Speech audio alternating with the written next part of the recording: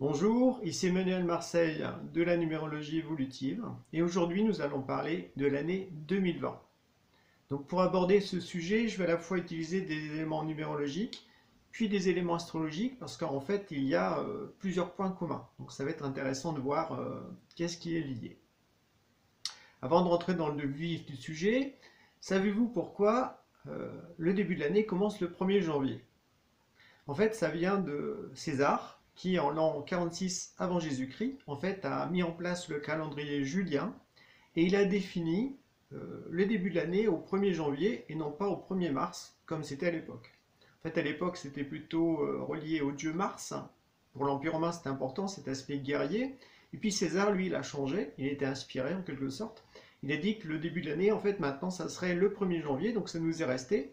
Donc pourquoi janvier? C'est parce que janvier est relié au dieu Janus, qui est le dieu des portes et des commencements. Donc c'est un dieu qui a une face qui regarde derrière, vers le passé, une face qui regarde devant. Donc il y a vraiment cette notion comme ça de passer d'un cycle à l'autre ou d'une année à une autre. Donc maintenant, 2020. Donc quels sont les éléments numérologiques qui sont intéressants à connaître? Tout d'abord, il suffit d'additionner tous les nombres de l'année, ce qui nous donne 4. Après, bien sûr, on verra l'aspect 20. 2 fois 20 aussi, qu'est-ce que ça signifie? Mais dans un premier temps, voilà, on est dans une année universelle 4. Le premier de l'an, c'était un mercredi. Et puis le premier mois de l'année, janvier, vibre sur le nombre 5. Donc c'est année 4 plus le premier mois, donc 1, 4 plus 1, ça fait 5. Voilà. Donc ces trois éléments définissent, du point de vue de la numérologie évolutive, une certaine ambiance. Associé à cela, on peut y mettre, on va dire, des éléments astrologiques. Parce que là, il se trouve qu'il y a comme quelque chose de vraiment particulier dans le ciel au 1er janvier, puis en même temps, même durant une partie du mois de janvier. C'est-à-dire qu'en Capricorne, il y a à la fois Pluton, il y a Saturne, il y a Jupiter, il y a le Soleil, il y a Mercure et le nœud sud. Ça fait quand même beaucoup de monde en Capricorne. Et quand on sait que, on va dire, la présence de Pluton, Saturne, et Jupiter en Capricorne est très très rare. La dernière fois, ça s'est peut-être passé il y a quelques milliers d'années, donc vous voyez, donc ça montre que là, en fait, durant cette année 2020, il y a une sorte de grand rendez-vous, de carrefour, voilà, et donc il va falloir s'orienter dans la bonne direction. Si maintenant on essaie de faire le pont comme ça entre la numérologie et l'astrologie, on va dire que le nombre 4 est beaucoup relié aux valeurs du Capricorne et de Saturne, qui d'ailleurs est son maître au niveau du signe. Voilà. Donc le 4, c'est quoi? Eh bien, c'est la notion de structure, d'organisation, de place, de travail. Ça touche aussi l'argent, ça touche aussi le quotidien. Bref, le cadre de vie, donc des aspects aussi très matériels. Donc tout cela fait que durant cette année 4, avec ce qu'il y a en Capricorne, eh bien c'est comme renforcé. D'un autre côté, le jour du Nouvel An, donc mercredi, donc c'est relié à Mercure, donc ça touche directement bien sûr la planète Mercure qui est aussi en Capricorne, mais aussi ça peut aussi toucher l'aspect jupitérien dans l'aspect joie, expansion, amusement, etc. Donc c'est le côté positif, on va dire, d'optimisme. En même temps, avec le mercredi, qui touche justement Mercure, mais le nombre 5 également, tout comme le premier mois, janvier, qui vibre sur le 5, là, ça touche la notion, on va dire, plutôt de changement, de transformation. Donc là, on peut faire le pont avec Pluton, qui justement est là pour transformer en profondeur certaines structures, parce qu'il est vraiment conjoint à Saturne actuellement, voilà. Donc il y a vraiment cette notion comme ça de transformer un cadre de vie, ou une certaine conception peut-être de la vie sur Terre, ou ouais, en fait des choses très carrées qui doivent justement sauter si on veut continuer à évoluer. Sinon ça peut créer des catastrophes, parce que Pluton, voilà, il veut une mort renaissance, donc il secoue un petit peu tout le monde d'une certaine façon. Donc ça peut être une année qui va être assez, on va dire, bouleversante, à la fois intérieurement, puis aussi extérieurement. Ce qu'il faut comprendre, c'est que en fait, toutes ces énergies, qu'elles soient numérologiques ou astrologiques, donc ce sont des énergies qui sont bien vivantes, qui nous environnent, voilà, qui touchent toute la planète, donc toute l'humanité, et qui donc peuvent nous pousser à aller dans certaines directions. Bien sûr, ça dépend aussi, on va dire, de notre thème à la fois natal et astrologique. Si on a des affinités ou des concordances ou des dissonances par rapport à ces différents aspects qui sont mis en lumière durant l'année 2020. Et ça n'empêche que c'est comme une sorte de climat extérieur qui, comme si voilà, il y avait une sorte de brouillard autour de nous, on peut sentir le froid, le chaud, l'humidité, etc. Donc ça nous influence forcément plus ou moins. L'important, c'est donc de rester conscient pour vraiment savoir ce qui se passe et puis faire preuve de bon sens et de lucidité. Donc là, on est dans l'année 4 qui invite à avoir les pieds bien sur terre, à ne pas délirer, mais à voir les choses en face aussi, à être dans la réalité, voilà, ne pas se voiler la face, donc voir aussi ce qui va et ce qui ne va pas. Donc une notion comme ça ouais, voilà, on arrête de rêver, on arrête de s'illusionner, on arrête de faire semblant qu'il n'y a rien, et puis non, non, il faut voir les choses en face, parce que justement là, comme c'est un carrefour, comme c'est une année vraiment capitale, eh bien, il va falloir prendre des décisions, il va falloir faire des choix. D'ailleurs, le premier mois de l'année, mercredi, c'est aussi le jour du choix. Qu'est-ce qu'on choisit? Voilà. Quel camp? Dans quel monde aussi on veut être? Donc il y a une notion comme ça de choisir son camp. Voilà. Et de ne pas attendre qu'il se passe quelque chose. Non, c'est un choix. Donc on engage aussi sa volonté dans une certaine direction. Sinon, on risque de subir vraiment de l'extérieur des bouleversements qui vont vraiment nous déstabiliser. Voilà, donc ça va être un climat assez, on va dire, ouais, tendu, je pense en tout cas, voilà, qui peut vraiment nous bouger dans nos structures, nous déstabiliser profondément. Voilà. D'où l'importance justement de cultiver en soi une stabilité intérieure, donc aussi un ancrage à la terre, être bien connecté à la terre, à la nature, etc. Voilà, donc là c'est aussi l'aspect 4 qu'on retrouve en numérologie.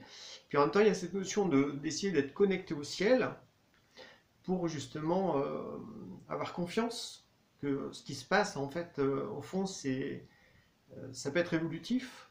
Il faut bien sûr comprendre ce qui se passe vraiment. Donc ça nous demande justement de se poser des questions, d'où aussi Mercure, ou le mercredi, qui invite à se poser des bonnes questions, à chercher la vérité, à faire preuve d'intelligence, à échanger avec les autres justement pour entendre d'autres points de vue et puis trouver vraiment, s'adapter en fait aux situations et voir dans quelle direction il est juste d'orienter ses efforts ou sa vie. Voilà. Par rapport à l'aspect astrologique, en fait, c'est comme s'il y avait un aspect dynamique qui veut vraiment aller vers la transformation, vers, on va dire, une sorte de libération. Donc là, je mettrais ça avec l'aspect, on va dire, Pluton. Le Soleil aussi, qui montre, bah voilà, positivement, c'est l'esprit qui rayonne, donc c'est le fait de révéler sa nature réelle, profonde. Et puis Mercure, qui justement est souple, qui aime bien voyager entre deux mondes, entre guillemets, donc qui aime bien aussi les échanges, tout ça. Donc il y a une notion comme ça de vivacité d'esprit avec Mercure. Et puis de l'autre côté, il y a Saturne qui est là, qui est chez lui en fait en Capricorne, bien stable, et qui lui peut être attaché justement à des habitudes, à une sécurité matérielle, à des structures qui définissent son passé, sa tradition. On retrouve aussi le cadre dans ce cas-là, une notion comme ça d'être attaché à quelque chose qui nous donne une identité matérielle, qui fait partie de notre histoire familiale, sociale, etc. Voilà. Euh, avec quelque chose d'assez bétonné, voilà, et qui peut ne pas vouloir forcément changer. Et puis là-dedans, donc, enfin, ce qui fait qu'il y a une sorte comme ça de, il peut y avoir une sorte, entre guillemets, durant cette année, entre un côté je veux pas bouger, voilà, je veux rester stable, parce que au fond j'ai peur du futur ou j'ai peur de changer, voilà. Puis une autre partie qui veut carrément changer de structure, fonctionner sur de nouvelles bases et puis au fond reconstruire un nouveau monde. Vous voyez, cette année 2020, elle peut être assez cash comme ça, on va dire, dans quel monde j'ai envie de vivre et puis dans quel ouais, dans quelle direction, dans quel monde effectivement j'ai envie d'investir mon énergie, euh, mes idées, mon argent, mon temps, etc. Voilà. Une notion comme ça de ouais, faut vraiment choisir son camp en quelque sorte. En fait, les deux vins, ça montre ça. Ben, le vin, c'est beaucoup relié au fait de se relier à un autre monde d'une certaine façon, ou au fait de trouver un nouvel équilibre, de sortir d'une sphère, donc c'est le rond, c'est le zéro, qui en numérologie on peut appeler ça un 9. Il faut sortir de l'œuf, donc d'un cycle que l'on connaît, pour le 2, eh bien, retrouver un nouvel équilibre de vie, voilà, et puis aussi éventuellement se connecter à un autre monde, quelque chose de plus subtil. Donc là, on va dire ça va être le premier 20 qui est vécu positivement. L'autre 20, c'est au contraire, là, c'est comme si on tournait en rond dans la même chose, et le 2, ça va déclencher quoi? Plutôt des tensions, du chaos, de la dualité, enfin voilà, des frictions. Donc il y a une sorte d'opposition entre deux mondes, en fait, comme ça, qui pourrait apparaître en nous-mêmes. C'est comme s'il y a une partie de nous qui avait envie d'évoluer, d'aller dans quelque chose de plus épanouissant, de plus humain. Puis en même temps, il y a une autre partie qui est attachée à ses habitudes, à l'argent, à sa sécurité matérielle, et qui ne veut pas lâcher parce qu'elle flippe un max quand elle pense au futur ou à l'inconnu. Donc comme on peut vivre comme ça, on pourra vivre comme ça en nous ce tiraillement. Et ben, si on ne prend pas vraiment position, et en fait, faut prendre position, c'est un choix, mais c'est un choix euh, qui nous demande un effort. En fait, voilà, il va falloir faire aussi des actes, prendre des décisions, et pour vraiment montrer que l'on choisit d'aller vers quelque chose de plus humain, des structures plus ouais, fraternelles, plus justes en fait aussi par rapport à l'humanité, puis par rapport à soi aussi. Puis aussi dans le respect de la nature, hein, c'est important. Alors que si on ne veut pas aller dans cette direction-là, ben, si on est très matérialiste, bon, si vous regardez cette vidéo, c'est que forcément, puisque vous vous intéressez à la numérologie et à l'astrologie, ben, on est tous matérialistes, mais vous avez une ouverture d'esprit, donc soit vous faites du développement personnel, soit vous êtes ouvert à la dimension spirituelle, donc il y a autre chose, vous savez qu'il y a autre chose derrière, donc ça c'est positif. Mais pour la plupart des gens qui ne sont pas du tout ouverts à ça, ben, ils s'identifient carrément à leur corps physique et carrément à leurs objets, ou à leur travail, ou à leur place sociale. Voilà. Donc, et tout ça, ça risque d'être fortement ébranlé durant l'année 2020. C'est comme une sorte de, de choc qui peut être salutaire, mais tout dépend de comment on réagit. Hein. C'est comme quand on est face à une épreuve qui nous déstabilise profondément, ou d'un seul coup on a perdu pied. Bon, souvent il faut un temps pour digérer au niveau émotionnel tout ça, puis une fois que ben, ça s'est calmé, est-ce qu'on fait on essaie de vraiment comprendre ce que l'on vit ou pas, ou est-ce qu'on remet le couvercle et puis on veut retourner dans le passé comme si c'était rien passé? En fait, tout dépend de la réaction de chacun, mais c'est comme si cette année, ça pouvait être assez marquant de voir ben, ceux qui acceptent d'évoluer, de s'ouvrir à autre chose et puis d'avancer, voilà. Et puis ceux qui veulent à tout prix rester dans le connu, dans la sécurité, dans le matérialisme à fond, à l'excès, voilà, et qui finalement ben, vont encore plus se cristalliser. C'est pour ça qu'il pourrait y avoir à ce moment-là des grandes déstabilisations dans leur vie. Hein. Donc voilà,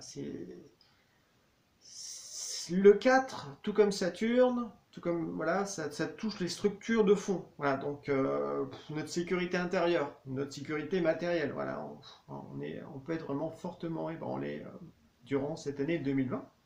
D'où l'importance de ressentir que l'on a une destinée, que tout cela au fond est fait pour nous faire évoluer. Il y aura des décisions à prendre, des choix à faire, se positionner face à certaines choses. Mais voilà, c'est est-ce qu'on utilise notre libre arbitre ou pas. Et donc dans tout on va dire, cette situation, on va dire qui peut être assez chahutante, eh bien Jupiter, au fond, je le vois comme il amplifie tout. Voilà. Donc positivement, ben, c'est comme si on pouvait trouver des solutions plus rapidement, le contact avec, ouais, avec la destinée, avec le monde spirituel peut-être beaucoup plus forte, ou alors, si on est complètement athée, si on est complètement matérialiste, eh ben, amplifier encore plus l'aspect ordre, rigidité, autoritarisme, parce que en Jupiter en négatif, c'est aussi ça, c'est le despote, hein, voilà, donc c'est le roi qui veut tout diriger, qui veut tout commander et qu'on suive à la baguette. Donc il y a une notion comme ça de Jupiter, il amplifie tout, mais voilà, c'est dans quel sens? Donc ça pourrait se voir vraiment on va dire extérieurement, dans tout ce qui se passe au niveau des États, des pays, des gouvernements. Il peut y avoir des gros bouleversements durant cette année 2020. Positivement, ben, ça serait des choses qui lâchent vraiment au niveau des structures trop enfermantes, qui enferment les gens dans trop de lois, dans trop de rigidité, comme si en fait si on est honnête, plus il y a de lois, plus on avance et plus on voit qu'on veut vraiment nous mettre dans un cadre, voilà, et qu'il y a au niveau de l'expression, enfin, il y a plein de choses qui sont limitées, voilà. C'est comme si tout était mis dans des boîtes, voilà, il faut rentrer dans les boîtes, tout ça, sinon bah, on est montré du doigt. Donc il y a un côté comme ça de structuration, ouais, on pourrait parler d'enfermement, hein, c'est Big Brother d'une certaine façon qui se manifeste de plus en plus dans certains pays. Et puis, c'est une année, comme c'est une année 4, bah, ça pourrait encore plus s'amplifier ce principe-là d'enfermement et donc de perte de liberté. Ou alors, eh bien, dans certains pays, par rapport à ce qui se passe, eh bien, il pourrait y avoir aussi comme des libérations par rapport à ça, par rapport à justement à ces règles qui ont été dictées par, voilà, par des gens qui veulent pas que l'humanité en fond s'épanouisse, mais qui veulent au contraire l'enfermer, puis la rendre de plus en plus esclave. Hein. Faut voir les choses en face. On est dans le 4 là, donc faut voir les choses avec lucidité, il ne faut pas s'illusionner, il ne faut pas croire aussi tout ce que les médias racontent, parce que voilà, il y a beaucoup de manipulation, donc il faut chercher, donc ça c'est aussi le mercredi, hein, le premier jour de l'an, il faut trouver la vérité par soi-même, s'informer aux bonnes sources, ne pas croire aveuglément tout ce qu'on nous raconte. Il y a une notion comme ça ouais, au niveau de sa pensée, d'être lucide, quoi. C'est voilà, faire preuve de discernement, d'apprécier, de discuter avec les gens, de chercher vraiment pourquoi il se passe ceci, pourquoi il se passe cela, quelles sont les conséquences, tout ça. Parce qu'en fait, bah, si on pense pas, bah, en fait, ceux qui pensent le monde, hein, ben, ils enferment tout. Voilà. Et petit à petit, l'être humain peut ressentir un emprisonnement. Alors que si on ressent que, ben non, on veut être libre de sa vie, on veut être libre de ses pensées, de ses réflexions, de ses actions, et puis mener la vie qui nous semble juste, voilà, eh bien ça demande des efforts, ça demande justement de sortir du système, des fois. Et donc, par rapport au gouvernement, à la société, il pourrait y avoir comme ça des choses marquantes dans certains pays. Soit, comme je disais, d'un seul coup, c'est encore plus tyrannique tout ça. Enfin, euh, quand on parle de démocratie, ça ne veut plus rien dire vraiment aujourd'hui. Hein, voilà. Et puis d'un autre côté, il y a, dans certains pays, au contraire,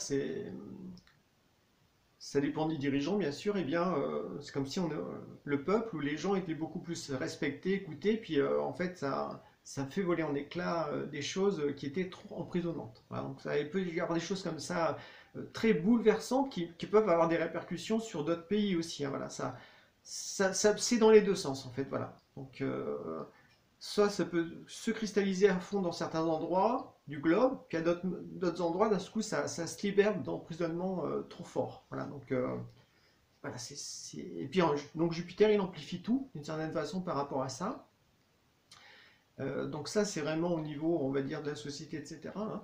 Ensuite, au niveau planétaire, ben, en fait, comme le 4, ça touche directement la Terre, donc la nature, et qu'il y a Pluton, voilà, Jupiter aussi qui amplifie tout, que le jour du nouvel an, c'est à mercredi, donc c'est des changements brusques, rapides, et que le premier mois, c'est aussi un mois 5, qui est relié au changement, au bouleversement, eh bien, c'est possible que durant cette année 2020, il y ait comme, on va dire, une réaction assez forte à certains endroits de la planète, comme si la nature, en fait, ou la Terre, en fait, voulait se protéger contre tous les actes de destruction qui sont faits par des gens immoraux, en fait, au sein de la planète.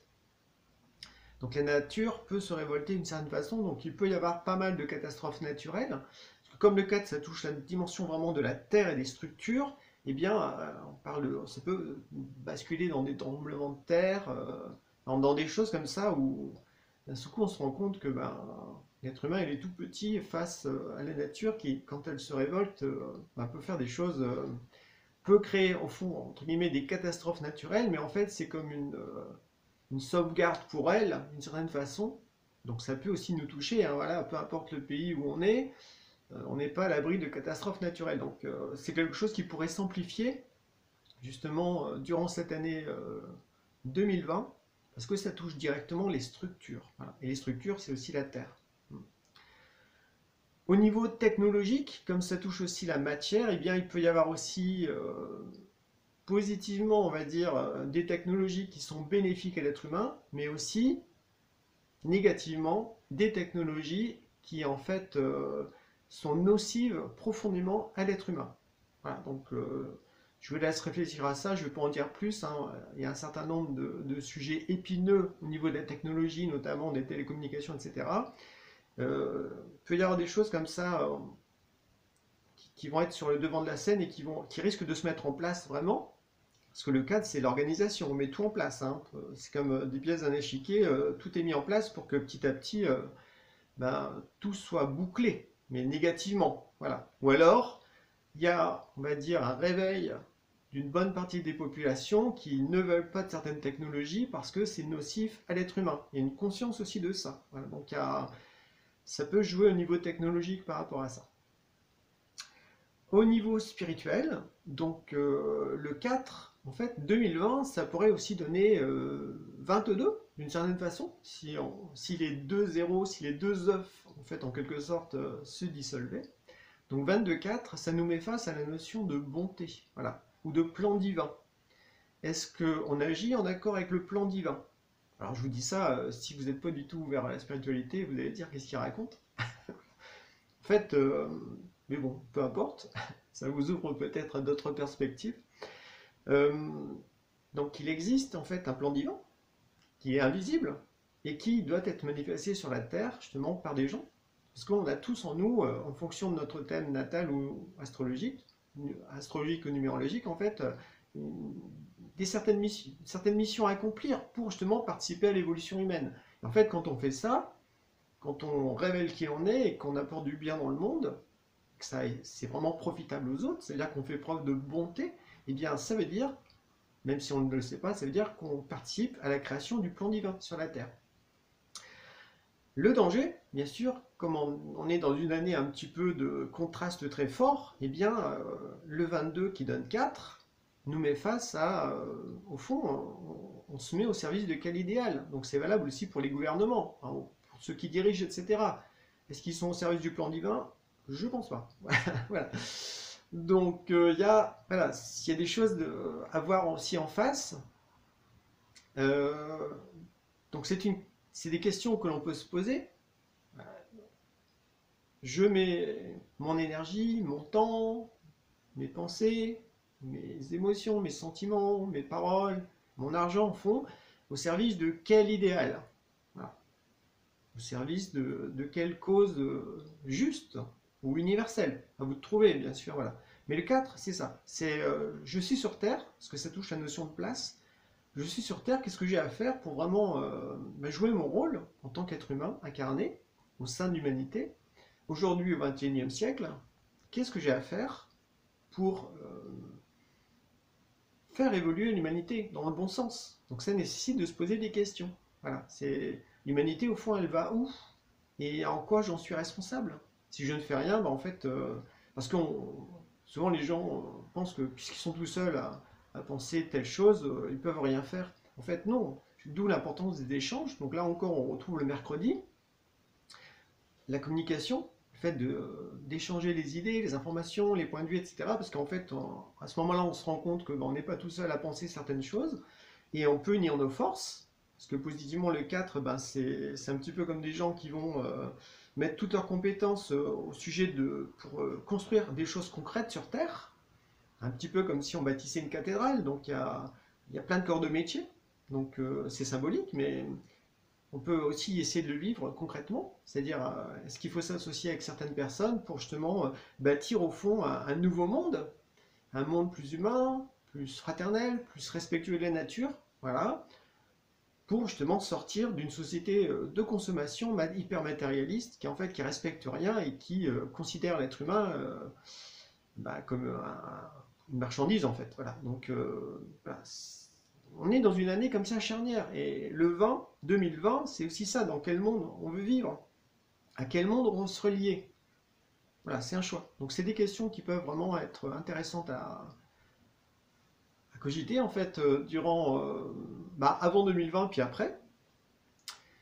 Donc voilà, donc réfléchir quelle est ma place sur Terre, pourquoi je suis sur Terre, quelle est ma destinée, qu'est-ce que j'ai à faire concrètement aussi pour justement aller dans le sens du bien, aller dans le sens, on va dire, du plan divin ou de l'évolution de l'humanité. À vous de trouver les termes qui vous conviennent. Donc pour arriver à faire ça, ben, faut être lucide, justement, il faut avoir les pieds sur terre. C'est pour ça que je disais qu'il fallait être bien ancré à la nature, donc faire des exercices en nature, etc. Parce que quand on est bien connecté à la nature, on ressent plus notre sécurité intérieure. Alors que si on vit en ville, dans un immeuble, etc., puis qu'on ne va jamais en contact avec la nature, en fait, inconsciemment, on est insécurisé. Parce qu'en fait, c'est comme si on n'avait plus de racines. Voilà. Alors le 4, l'année 4, c'est vraiment plonger vos racines dans la terre pour vraiment vous sentir plus stable et beaucoup moins soumis aux bouleversements qui pourraient apparaître à l'extérieur ou aussi dans votre vie. Donc il y a une notion comme ça de stabilité à acquérir en fait durant l'année 4. En tout cas, c'est une invitation. Et puis, il y a aussi cette connexion au ciel, hein, parce que le 22, il faut aussi se relier à l'invisible. En fait, le 22 qui donne 4, il y a une notion comme ça de percevoir qu'il y a comme des forces ou des énergies au-delà des apparences matérielles. Donc il faut arriver à s'y relier. Donc pour s'y relier au mieux, bien sûr, il faut méditer, c'est important pour ça. Ou alors on peut être sensible par rapport à certaines choses, mais on peut de ce fait ressentir qu'il se passe des choses au-delà des apparences et développer une certaine sensibilité qui fait qu'on peut aussi ressentir plus le courant de vie. Voilà. Peut ressentir plus quand il faut aller dans certaines directions ou pas. Mais en même temps, ces ressentis doivent être vraiment pensés. C'est important que ce soit lucide. C'est pas juste un ressenti j'aime ou j'aime pas. C'est au contraire, dire une pensée qui s'associe au cœur, et qui apprécie justement ce qui est perçu un petit peu au niveau des ressentis ou des énergies, etc. Et qui met la lumière dessus, qui les comprend. Voilà, ce qui fait que là, le libre arbitre pourrait être beaucoup plus utilisé. Parce qu'en fait, là, on est lucide dans ce qui se passe. On a du discernement, on a de l'appréciation. On peut aussi avoir un esprit de synthèse. De ce fait, on perçoit mieux qu'est-ce qui est vraiment essentiel, qu'est-ce qui est important, de ce qui est accessoire, ou de ce qui n'est pas bien. Voilà, il y a une notion comme ça ouais, à la fois d'être bien ancré à la réalité, d'être bien lucide, voilà, et d'être connecté à la terre, au ciel. Parce qu'en fait, il n'y a que comme ça que en fait, on peut ressentir une véritable sécurité intérieure. C'est pour ça que si vous regardez cette vidéo, ça veut dire que vous vous intéressez à la numérologie et à l'astrologie. Donc c'est très important au fond que vous perceviez en fait les grandes lignes de votre destinée, puis que vous connaissiez mieux au fond quelles sont vos forces, vos faiblesses, etc. Voilà, parce que tout ça, c'est plus il y a de conscience par rapport à ça, et plus aussi vous êtes, on va dire, moins influençable par le monde extérieur, par les mouvements de foule, etc. Voilà. Parce qu'en vous, il y a une conscience qui est là. Et ça, c'est très très important. Le 4, il est beaucoup relié aussi à la concentration. Il faut être concentré, il faut être ici et maintenant. Voilà. Et en même temps, il faut percevoir quand on fait des actes, etc., dans quelle direction on oriente son énergie ou sa vie. Parce que le 4, justement, comme c'est relié au cadre, c'est dans quel cadre de vie j'ai envie de m'épanouir. Est-ce que je suis dans un cadre qui est enfermant parce que je suis trop conditionné de certaines choses ou j'habite un endroit qui ne me convient pas, etc. Donc le 4, c'est aussi ça, quand je parle de place, c'est est-ce que je suis au bon endroit avec les bonnes personnes? Est-ce que je fais aussi le bon métier?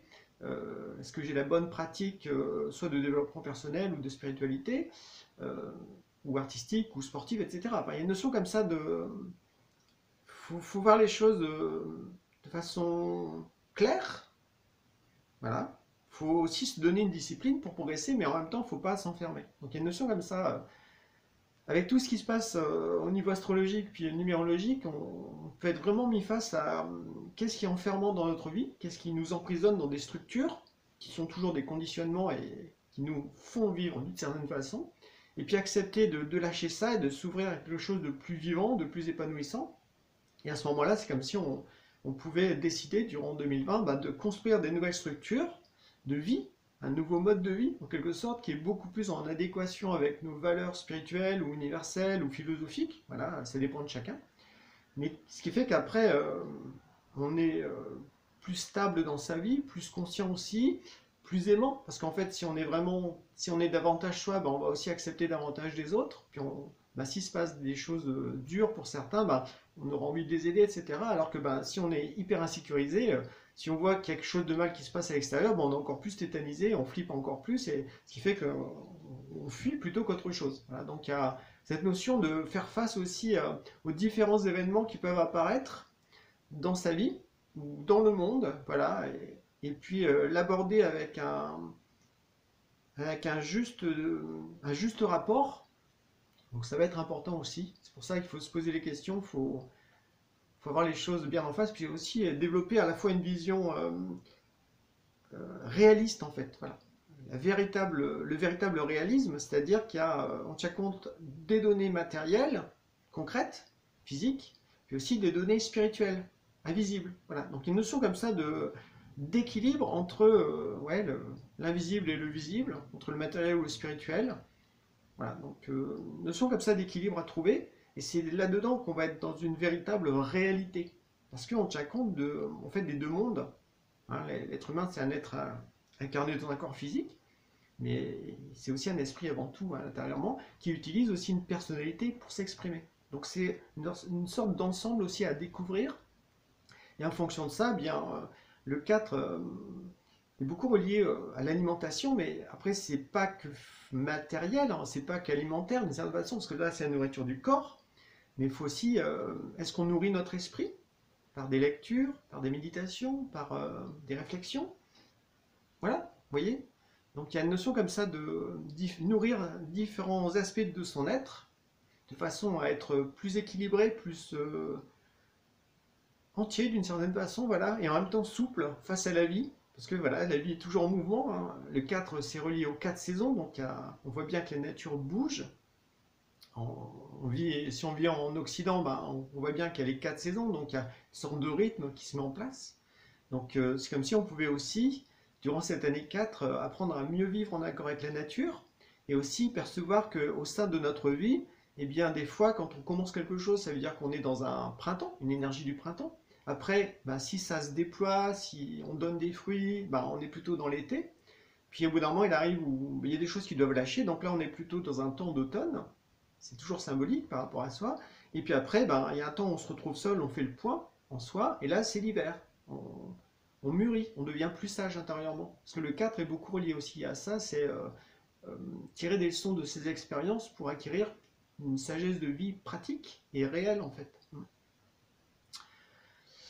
Donc voilà un petit peu ce que j'avais à vous raconter sur cette année 2020. J'espère que ça vous a ouvert des portes voilà, de réflexion. Je vous dis à présent au revoir et au plaisir de vous revoir en fait dans une prochaine vidéo. Passez une bonne journée. Bye.